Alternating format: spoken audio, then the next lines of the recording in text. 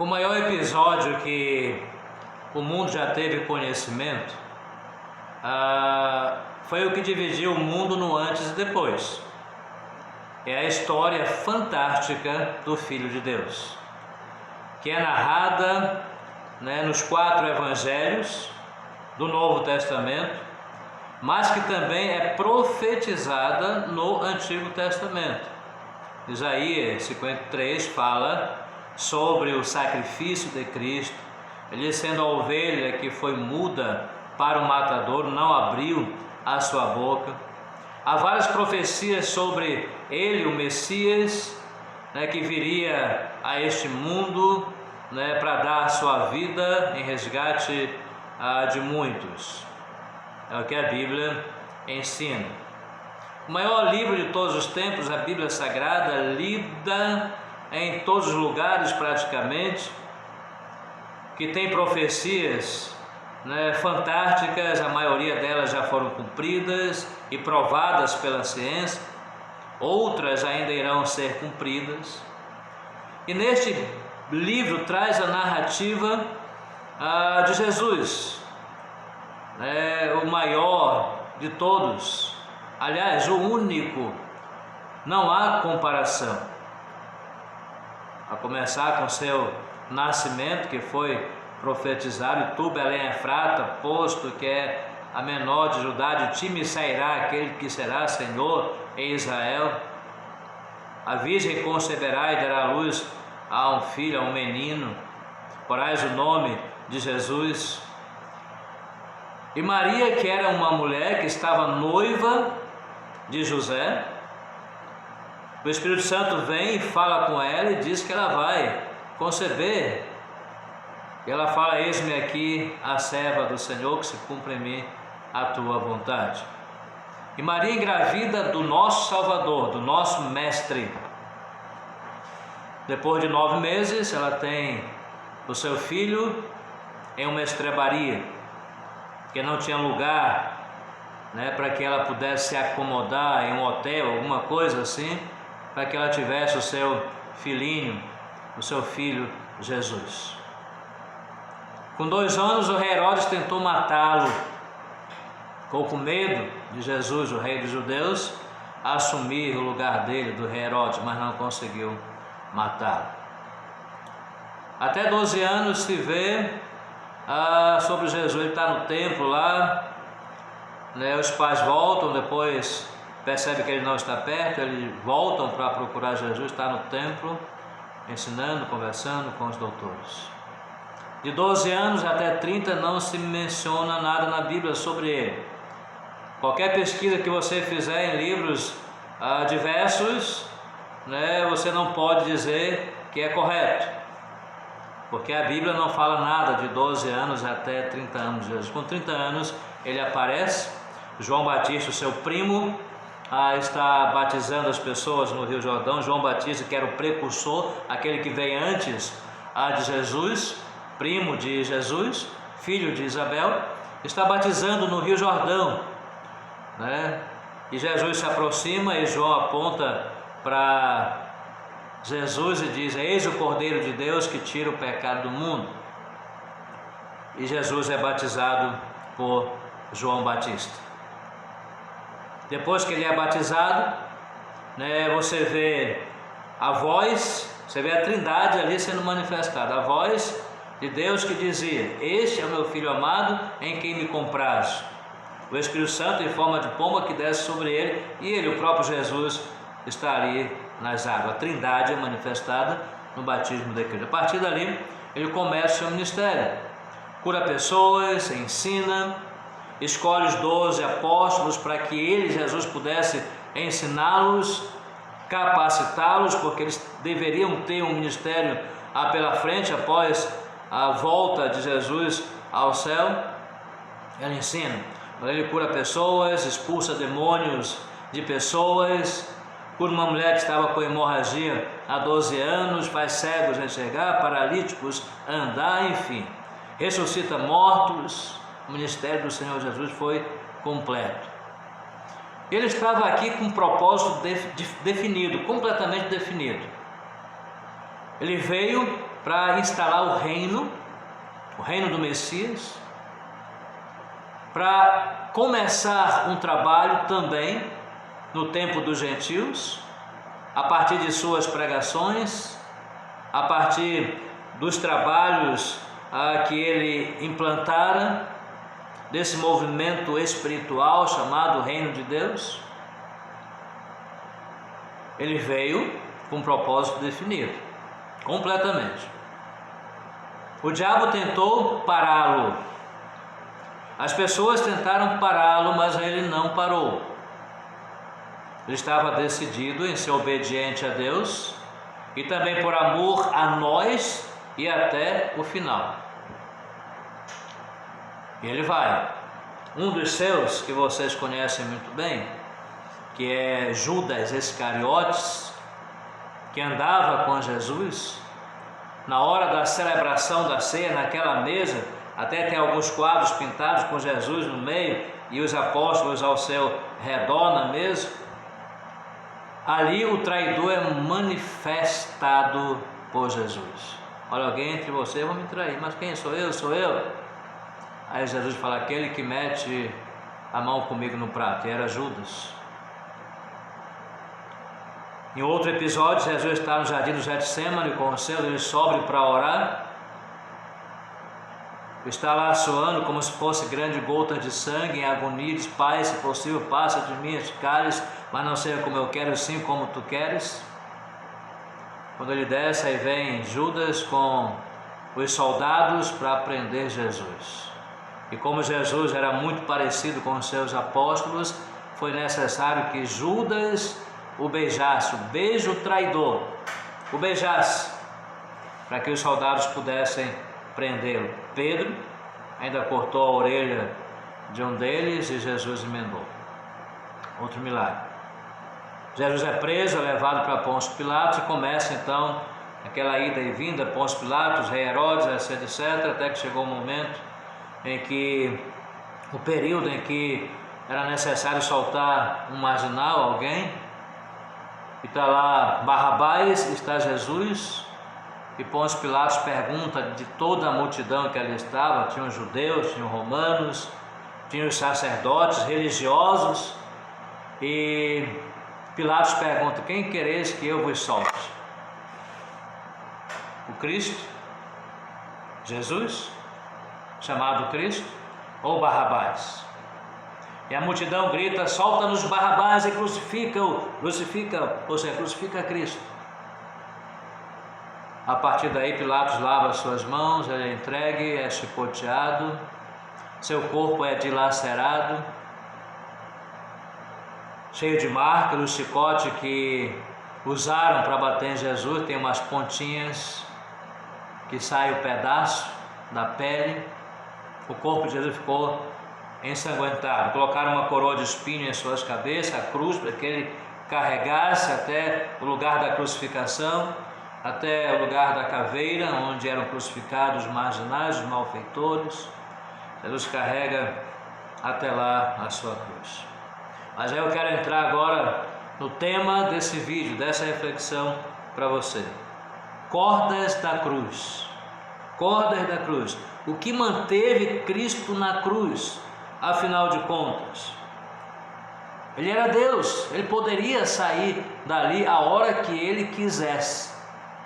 No estalar de dedos, no piscar de olhos, ele poderia sair da cruz sem problema nenhum.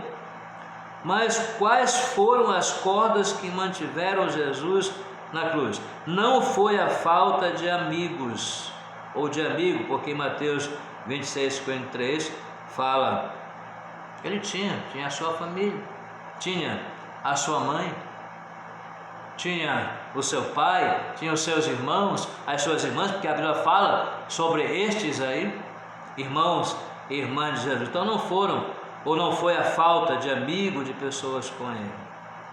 Não foi a fraqueza humana também. Jesus não era fraco, tanto é que ele aguenta até o final. Ele não se curva diante dos poderosos, ele não se curva diante de Satanás. Lembre-se da tentação que o diabo leva Jesus para o deserto para ser tentado. e Jesus está jejuando 40 dias e 40 noites, tem fome, o diabo chega com ele e diz: olha, tu não és o Cristo, transforma essas pedras em pães. E Jesus fala: nem só de pão viverá o homem, mas de toda a palavra que procede da boca de Deus. Ou seja, nem para o diabo ele se curvou, para ninguém. Ele não era fraco, ele não era humanamente fraco de jeito nenhum. Mas o que foi que prendeu Jesus na cruz? Que cordas são essas? Mas foram as cordas do nosso pecado. Alguém precisaria pagar o preço. Nós não estávamos lá com Adão no jardim do Éden quando ele pecou. Mas Adão e Eva é pai e mãe da humanidade. Todos que nasceram a partir deles já nascem em pecado. Salmo 51, versículo 5 diz: eis que eu nasci em iniquidade e em pecado me concebeu minha mãe. E assim como por um só homem entrou o pecado no mundo e pelo pecado a morte, assim também a morte passou a todos os homens, porque todos nós pecamos. Ou seja, nós nos tornamos culpados também. E nós não poderíamos pagar a nossa dívida de forma nenhuma. Nem com dinheiro, nem com a nossa própria morte nós poderíamos pagar. Aí só alguém limpo, perfeito, ou seja, o Cordeiro de Deus que tira o pecado do mundo, é que poderia morrer por nós. E o preço da nossa liberdade, da nossa salvação, era a morte de um inocente, a morte de Jesus Cristo lá no Calvário. Então o que prendeu Jesus na cruz foram os nossos pecados e também o amor que ele teve por cada um de nós. Ele nos amou primeiro. Ele não fez acepção de pessoas. Ele não falou assim: olha, eu vou amar o mais rico, eu vou amar o mais claro, o mais alto, o mais educado. Não. O amor que ele mostrou na cruz por nós é tamanho. Lá em João 3,16 fala assim: porque Deus amou o mundo de tal maneira que deu o seu Filho unigênito, para que todo aquele que nele crê não pereça, mas tenha a vida eterna. É um amor incomparável. Ele amou a criança, amou o idoso, amou o mendigo, amou o ladrão da cruz, porque quando ele está lá crucificado, lembre-se que tem 2 ladrões ao lado dele, um zombava dele, o outro disse para Jesus: Senhor, lembra-te de mim quando entrares no teu reino. E Jesus fala assim: hoje mesmo estarás comigo no paraíso. Ou seja, ele amou a todos, e por conta desse amor ele permaneceu na cruz, ele permaneceu agonizando naquele local ali. E também a outra corda é a resignação à vontade divina, à vontade de Deus, a obediência a Deus. Ele não poderia retroceder, ele foi fiel, ele foi obediente até a morte e morte de cruz, e também a lealdade a um propósito eterno. Ele foi leal a um propósito. Deus, quando o homem peca, com certeza já tinha o plano salvífico para o ser humano. Esse plano não poderia ser feito ou ser concretizado através da morte de animais do Antigo Testamento. Aquilo ali era apenas uma figura da pessoa de Cristo, que ainda iria vir ao mundo, iria morrer como o Cordeiro de Deus que tira o pecado do mundo. Então ele, Jesus, foi leal a um propósito. Estas cordas foram as que prenderam Jesus na cruz. Vou repetir rapidamente: os nossos pecados, o amor que ele teve por nós, a resignação à vontade divina e lealdade a um propósito eterno. Ele precisava morrer. É por isso que ele fala assim: eu sou o caminho, eu sou a verdade e eu sou a vida. Quem crer em mim, ainda que morra, viverá. Está na Bíblia. Ou seja, quer uma história mais magnífica do que esta, da pessoa de Cristo? E é uma história comprovada pela arqueologia, pelo que já foi encontrado. O tempo passa, as estações mudam, A história de Cristo continua sendo contada, continua sendo pregada, porque todos hão de ouvir falar que um dia alguém veio a este mundo em forma humana, o próprio Deus veio a este mundo em forma humana, para dar a sua vida em resgate de muitos. Então só em Jesus, só por Jesus, a pessoa consegue a libertação do seu pecado, arrependendo-se dos seus pecados. Senhor, eu me arrependo, eu sei que eu sou um pecador, transforma a minha vida, transforma o meu coração. E a pessoa começa a ter uma mudança de vida, uma filosofia nova, ela recebe, começa a ler a palavra, começa a mudar o seu comportamento, a sua mente, os seus sentimentos, ou seja, ela se torna filha de Deus. Estou concluindo aqui esse vídeo, contando aqui uma pequena ilustração do livro Tesouro de Ilustrações, que diz assim: certo chinês que se tinha convertido ao cristianismo disse: estava caído num poço, quase me afogando no lodo, clamando por alguém que me ajudasse.